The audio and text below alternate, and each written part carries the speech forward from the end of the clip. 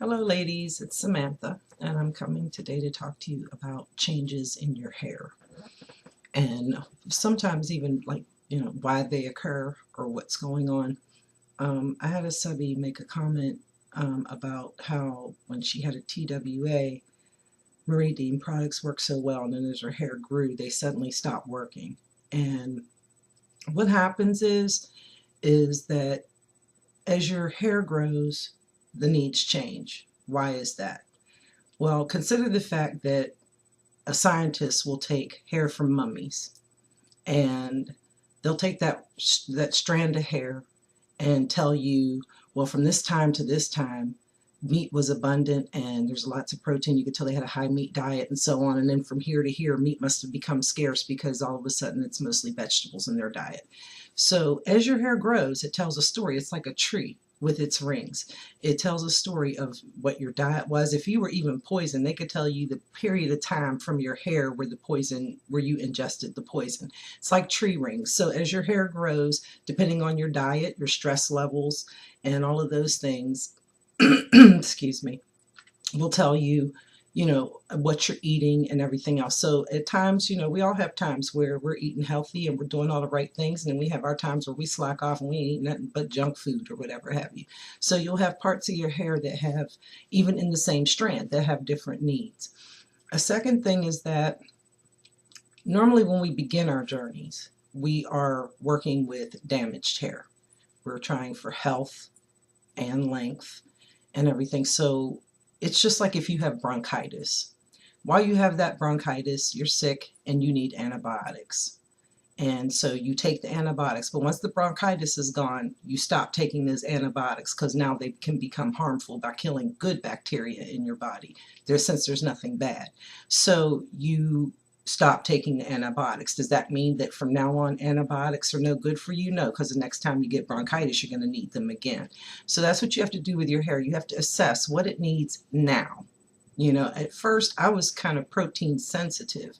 When I started my journey, my hair was medium porosity. Now I'm high, and it had different needs. I didn't have as many holes.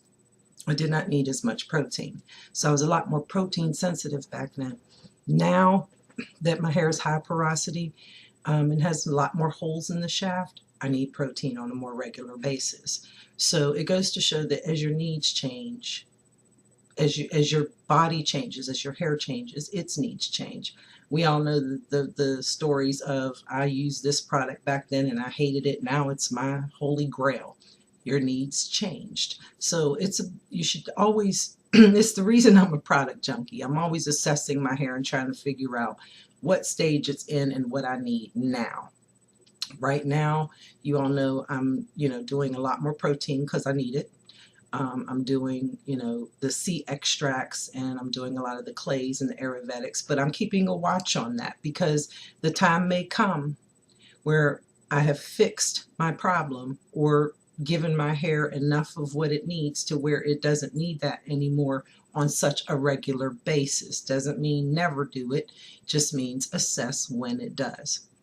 So I just wanted to talk about that a little bit, just to give you a slight example. And I may at some point do a video of my hair from my first wash and go on through. I'm not a person who likes to take pictures. I started taking pictures on this journey for progress purposes because I couldn't see it on a day-to-day basis. But looking at pictures, I could see it. I don't like to take pictures, so I don't have a whole lot of pictures of me before my journey or anything like that. So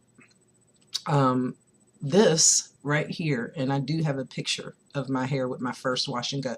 These were my curls when I did my first wash and go. It was amazing. This is a twist out, and this is more so, except my hair was flatter. I didn't have as much body to it. It was heavier and it was flatter. But like I said, my porosity was different and everything.